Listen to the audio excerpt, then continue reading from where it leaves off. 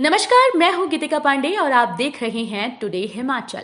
हमारे प्यारे राज्य हिमाचल से जुड़ी हुई खबरों को जानने के लिए हमारे चैनल टुडे हिमाचल को जरूर सब्सक्राइब करें और इसके साथ हिमाचल के किस जिले से आप ये वीडियो देख रहे हैं कमेंट बॉक्स में हमें जरूर बताएं।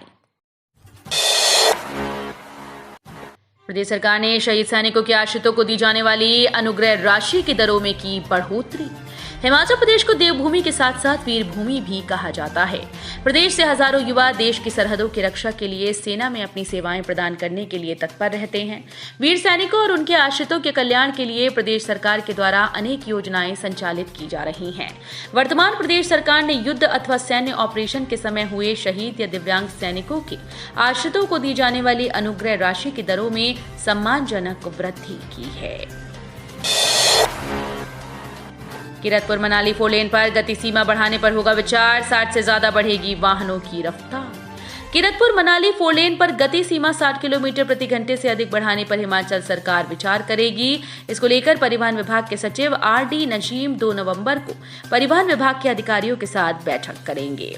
पहले इस 4 लेन पर 80 किलोमीटर प्रति घंटा गति सीमा रखी गई थी, लेकिन वाहनों की गति निर्धारित गति सीमा से अधिक रहती थी और ऑनलाइन चालान होते थे। वर्तमान में कीरतपुर मनाली 4 लेन पर वाहनों की गति सीमा 60 किलोमीटर प्रति घंटा रखी गई है। समूचे 4 लेन के आसपास रिहायशी क्षेत्र हैं और लोगों के वाहन 4 लेन पर प्रवेश करते हैं। ऐसा कहा जाता है कि समुचित सुरक्षा प्रबंध होने के बावजूद दुर्घटनाएं होने की संभावना रहती है। एचआरटीसी वर्कशॉप पेट्रोल पंपों का होगा कंप्यूटरीकरण। किस वर्कशॉप में कितना सामान, मिलेगी जानकारी। एचआरटीसी के वर्कशॉप और पेट्रोल पंपों का कंप्यूटरीकरण करने जा रहा है। किस वर्कशॉप में कितना सामान उपलब्ध है, कहां उपकरणों की कमी, ये सारी जानकारी ऑनलाइन उपलब्ध रहेगी। वहीं किस पेट्रोल पंप से किस बस ने कितना डीजल भरवाया, बस की माइलेज कितनी है, ये जानकारी भी मेंटेन की जाएगी। इसके लिए निगम प्रबंधन ने पूरी तैयारी कर ली है और इस पर कार्य शुरू कर दिया है। हिमाचल में जब से एचआरटीसी का गठन हुआ, पहली बार निगम प्रबंध निदेशक के निर्देशन में ये वर्कशॉप पेट्रोल पंपों में होने वाले कार्य का कंप्यूटरीकरण होने जा रहा है। दारचा से सरचूलेह के लिए सुबह 2 घंटे ही होगी वाहनों की आवाजाही। मौसम सामान्य होने पर देश विदेश के सैलानी देश के सबसे लंबे 1026 किलोमीटर लेह दिल्ली रूट पर निजी वाहनों में सफर कर रहे हैं। मौसम को देखते हुए यात्रियों को लाहौल स्पीति प्रशासन की ओर से निर्धारित समय का पालन करना होगा। लाहौर छोर से दारचा से सरचूलेह के लिए सुबह 8 बजे से 11 बजे के बीच वाहनों के जाने का समय तय किया गया है, जबकि हिमाचल सीमा सरचू से दारचा केलांग मनाली की तरफ सुबह 11 से 2 बजे तक वाहनों को जाने की अनुमति दी जाएगी। कैबिनेट मंत्री अनुराग ठाकुर ने 9 वर्षों के कार्यकाल में गिनाए सरकार के काम, फसल से लेकर पेट्रोल तक पर रखी अपनी बात। केंद्रीय मंत्री अनुराग ठाकुर ने यहां पर जनसंवाद कार्यक्रम में हिस्सा लिया। सरकार के 9 वर्षों के कार्यकाल में हर वर्ग, हर क्षेत्र में हर तरह से हम आगे बढ़े हैं। जनसंवाद कार्यक्रम के तहत केंद्रीय मंत्री अनुराग सिंह ठाकुर ने सुजानपुर विधानसभा क्षेत्र के भरनाग गांव में भाग लिया। भाजपा जिला अध्यक्ष देशराज शर्मा इस कार्यक्रम में उपस्थित रहे। इस कार्यक्रम में स्थानीय गांव वासियों की सैकड़ों की संख्या में उपस्थिति रही, जहां केंद्रीय मंत्री ने मोदी सरकार के पिछले 9 साल के कार्यकाल की राष्ट्रीय स्तर की और स्थानीय व संसदीय क्षेत्र स्तर की उपलब्धियों, योजनाओं, गतिविधियों के ऊपर विस्तृत चर्चा की।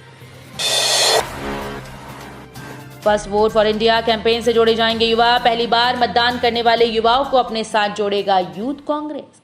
हिमाचल युवा कांग्रेस प्रदेश कार्यकारिणी की बैठक प्रदेश पार्टी कार्यालय राजीव भवन शिमला में संपन्न हुई। बैठक में प्रदेश जिला और विधानसभा पदाधिकारियों ने भाग लिया। बैठक में भारतीय युवा कांग्रेस के महासचिव और प्रदेश प्रभारी विनीत कंबोज विशेष रूप से उपस्थित रहे। बैठक में आगामी लोकसभा चुनाव के मद्देनजर और भारतीय युवा कांग्रेस द्वारा चलाए गए विभिन्न कार्यक्रमों, यूथ जोड़ो, बूथ जोड़ो, सुपर शक्तिशी, मीडिया, इंटरनेट मीडिया, जिला और विधानसभाओं में होने वाले विभिन्न कार्यक्रमों की समीक्षा की गई और साथ ही पहला वोट कैंपेन की शुरुआत की गई। पूर्व सीएम जयराम बोले, प्रदेश सरकार केंद्र के द्वारा दी गई मदद के दम पर ही अपना आपदा का राहत पैकेज बांट रही। प्रदेश सरकार केंद्र के द्वारा दी गई मदद के दम पर ही आपदा का राहत पैकेज बांट रही है, जबकि श्रेय देने के नाम पर जनता को गुमराह कर रही है। ये बात पूर्व मुख्यमंत्री और नेता प्रतिपक्ष जयराम ठाकुर ने मंडी में मन की बात कार्यक्रम के बाद कही। जयराम ठाकुर ने कहा कि जो आपदा राहत पैकेज घोषित किए गए हैं उसमें केंद्र की तरफ से सबसे पहले दिए गए 364 करोड़, बाद में दिए गए 190 करोड़, एनडीआरएफ के तहत दिए गए 200 करोड़, मनरेगा के तहत दिए गए 1000 करोड़ और 6500 मकान शामिल हैं।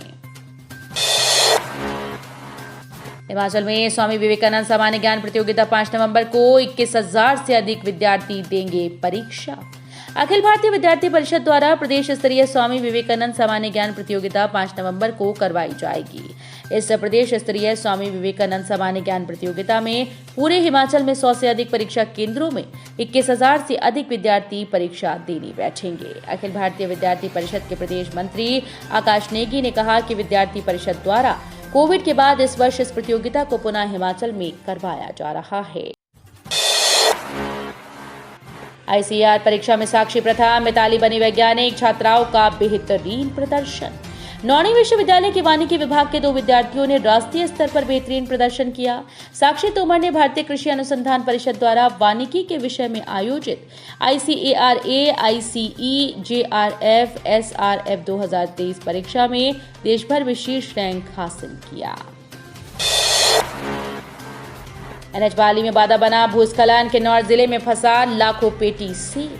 सामरिक दृष्टि से महत्वपूर्ण नेशनल हाईवे 5 नाथपा में दूसरे दिन भी यातायात के लिए बहाल नहीं हो पाया। पहाड़ी से भूस्खलन और चट्टानें दरकने का सिलसिला थमने का नाम नहीं ले रहा, जिस कारण हजारों लोगों की परेशानियां बढ़ती जा रही हैं। अब आलू बढ़ाएगा उम्र और देगा कैंसर को मात, सीपीआरआई शिमला ने तैयार की नई किस्म। केंद्रीय आलू अनुसंधान संस्थान शिमला ने आलू की बैंगनी रंग की नई किस्में तैयार की। इस बैंगनी रंग के आलू की किस्म में एंटीऑक्सीडेंट्स की भरमार है। इस कारण ये रोग प्रतिरोधक क्षमता को बढ़ाता है, कैंसर रोकने में मददगार है और उम्र को बढ़ाता है। इस किस्म को केंद्रीय कृषि अनुसंधान परिषद और केंद्रीय कृषि मंत्रालय से स्वीकृति मिल गई है। सर्व कल्याणकारी संस्था ने बिलासपुर में लगाया फ्री मेडिकल कैंप, सैकड़ों लोगों ने उठाया लाभ। बिलासपुर में सर्व कल्याणकारी संस्था द्वारा 43वां निःशुल्क मेडिकल कैंप लगवाया गया, जिसमें सैकड़ों लोगों ने अपना इलाज करवाया। इस कैंप में चंडीगढ़ के दिग्गज डॉक्टर्स ने सेवाएं प्रदान की। इसके साथ ही मुफ्त दवाइयां भी लोगों में वितरित की गईं। संस्था के राष्ट्रीय अध्यक्ष अभिषेक राणा ने बताया कि सर्व कल्याणकारी संस्था का परम कर्तव्य असहाय की मदद और आमजन की सेवा करना है। धर्मशाला में वर्ल्ड कप मैचेस के सफल आयोजन के बाद इंद्रुनाग के दरबार पहुंचे एचपीसीए के पदाधिकारी।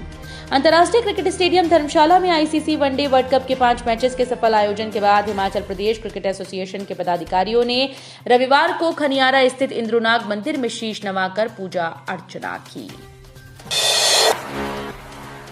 क्रिप्टो करेंसी मामले का मुख्य आरोपी गिरफ्तार, 200 करोड़ की ठगी का आरोप, एसआईटी ने की 41 स्थानों पर छापेमारी। क्रिप्टो करेंसी के हजारों करोड़ की ठगी के मामले में एसआईटी ने तीसरे मुख्य आरोपी ऊना जिले के अभिषेक को गिरफ्तार कर लिया है। उसे 5 दिन की पुलिस रिमांड पर भेजा गया। पैराग्लाइडर पायलट के शव के पास हेलीकॉप्टर से उतारा बचाव दल। बिलिंग घाटी से फ्री फ्लाइट के तौर पर उड़ान भरने के बाद पहाड़ियों में फंसे पोलैंड के 70 वर्षीय पायलट कुलाविक के शव को रविवार को घटनास्थल से नहीं लाया जा सका। रविवार को सेना के हेलीकॉप्टर से उस स्थान का पूरी तरह से निरीक्षण करने के बाद बचाव दल के कुछ सदस्यों को उतारा गया। तो ये थे हिमाचल प्रदेश से जुड़े हुए आज के ताजा तरीन समाचार। उम्मीद करते हैं आपको जरूर पसंद आए होंगे। थोड़े से भी पसंद आए हो तो चैनल को सब्सक्राइब और वीडियो को लाइक करना बिल्कुल ना भूलें।